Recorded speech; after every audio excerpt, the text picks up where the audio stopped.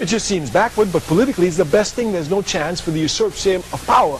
They're saying because each political man brings in his own power. And then Nkrumah pointed out, if you look at all the struggles in Africa, they were all carried out by political people. And Zinga, who fought the Portuguese for 17 years, she was political, not military. Even Shaka Zulu, who came to organize all the union for the struggle coming, he was political, not military. Kwame Ture, he was political, not military. So if you look very carefully at Africa's heroes, they're all there. He said it has no tradition. He said imperialism is imposing it. It won't last more than a generation. And you can see it's finished. It's finished. There's still some corpse running around, but it's finished. Okay, let's take a break. We'll have more right after this. Had given you and Mr.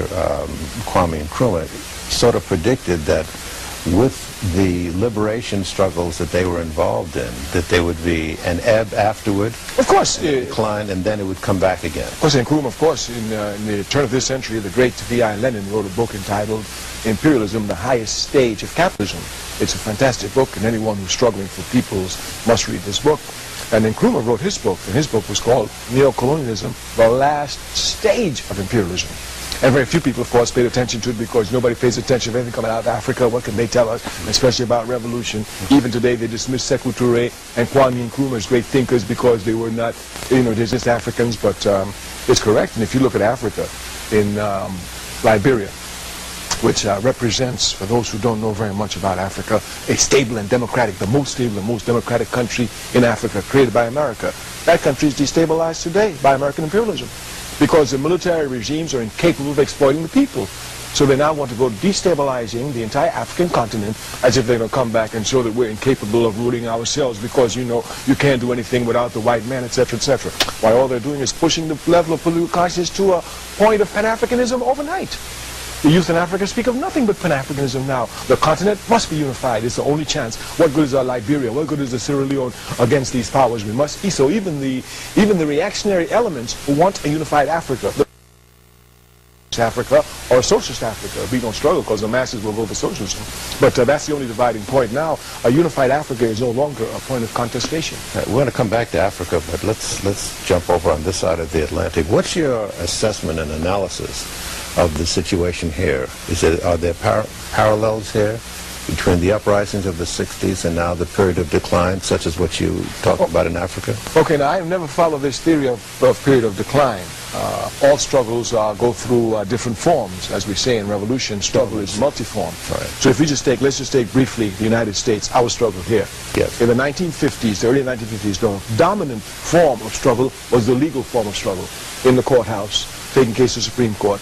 And this struggle was mass struggle. It was followed by the masses who gave their pennies to the NAACP, because if you got caught with the crisis, the magazine of the NAACP at that time, you'd be lynched. The house would be burnt. You'd be finished. And when foot soldiers were needed, when these cases were broken down, it was the South, again, who provided them. So there's no question it was a unified struggle. By 1956, the dominant form of struggle became contested by Martin Luther King with nonviolent boycotts. And then if you look, it's spread by if we go to 1965, the first urban rebellion of the 60s, Watts, by 1965, it changed to urban rebellions. So if you look carefully, struggle is multiform, but struggle is all the time. Sometimes you can't see it. Some people couldn't see the use of going to the courthouse in the 1950s. Some couldn't see the need of Martin Luther King's nonviolent demonstrations. Some could not even see the need or the use of urban rebellions. But there's no question these are the forms the struggle take. And the struggle has taken a deep form, one of the deepest forms it can take, which is an ideological struggle since the late 1960s. And most people who are not involved in struggle have not seen this, so they think nothing is happening. But when about 6 years ago, if my memory serves correctly, when Jesse Jackson and some other people called a meeting and said, we must now call ourselves African Americans. Of course, I'll never use the term African American, I just use Africans. But when they said that, it showed the ideological struggle was coming, because as a people, we in this country, all of us will define our origins as different. Ask any of us, what are you? Well, I'm black. What are you? Well, I'm black American. What are you? Well, I'm American.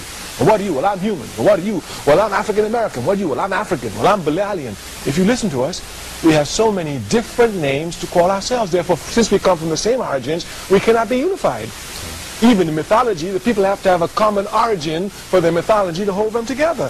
And we who have a common origin, unquestionable thanks to our color, if nothing else, are the first ones to find their differences. But this illogical struggle has been occurring with an intensity inside our community over questions that have really been looping. When you just take the position our people has jumped on the question of Africa, from the 1960s to 1990s, why even the Honorable Marcus Garvey, peace be upon his name for all the work he did for us, could imagine this jump. I mean, well, you say in the 1960s you went from Negro to black, you had a fight and you called him black. Well, you should have tried African. Well, what do you have to say about the high number of Africans who are incarcerated in this country, the large number of broken homes in our communities? All this is part and parcel of, all this is an attack against us. In fact, I am, as a revolutionary, I am enthusiastic about this, because I know from revolutionary history that when the people get in pre-revolutionary times, the enemy tries, the first thing is drugs. I mean, just a cursory look at revolutionary history will show you, in China they pumped in opium. The Chinese took out the opium and whooped them. In Africa, when the Algerians got ready to fight the French, they pumped hashish into Algeria. The pumpers of hashish, those who sold hashish to people, became the best fighters to kill French soldiers in Algeria. So everywhere they pump, they can't stop revolution, they can only slow it down. So all this was just to say, oh, so they see how fast the conscience is moving. They've got to drug the community, to drug them into criminality, because it's the only way to get us into criminality, because up till now, the high level of morality we have as a collective force, not individual, but as a collective force. Some people get confused with that. As a collective force, our morality is still very high. So all this is just part of the enemy, so I see it coming. You didn't stop it in China, you didn't stop it in Algeria, guess what? You ain't going to stop it in America. What kind of political understanding do you see among young people today? You speak at a lot of colleges. It's growing. It's growing tremendously. People are always condemning the young, but they're not with them. They're always condemning they don't know nothing about. Our young people today have made tremendous leaps.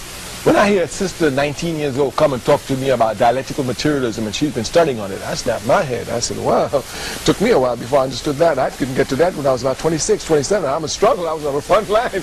You understand? And she just said she's been reading it. She in the organization. I mean, he just understood that the struggles, the gains that we made, pass on to the people unconsciously, of course, as a disorganized people. We cannot do it properly. So when they yell at our youth don't know nothing about history, well, what organization did you join to help make sure that the history was institutionalized and passed on to the youth? None. Shut up. You can't send your child to the enemy and think the enemy is going to give your child its history. That's clear. So since you've made no effort at all to come together with those who want to give their children proper education, proper history of what's going on, now that your children don't know the history, don't be screaming at the children. Okay, let's take another break, and when we come back, I would encourage you to speak up more forthrightly. Number of African men gathered in Washington, a million-man march. How did you read that? Oh, it was extremely positive. Hitler was fond of saying, and capitalism knows this well, you can tell a lie 1,000,000 times and the people will come to think it's true. We revolutionaries say, tell the truth a couple of times, you'll smash 1,000,000 lies. And that's just what the Million and More March did.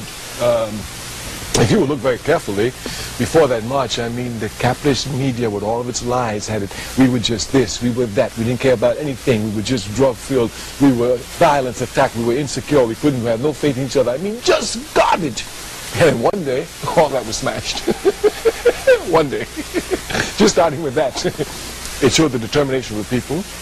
It once again showed that the African masses are the most instinctively revolutionary group in this country. No group in this country has passed us. After the March of 1963 with Dr. Martin Luther King, they did everything to pass us. They got up to about 500, 600,000. But up till now, no demonstration in this country has surpassed 1,000,000 and more march. So once again, we're in the forefront of protest in this country. It comes to send a clear message that these people who are willing to sacrifice this day, obviously willing to sacrifice more, so it gives a clear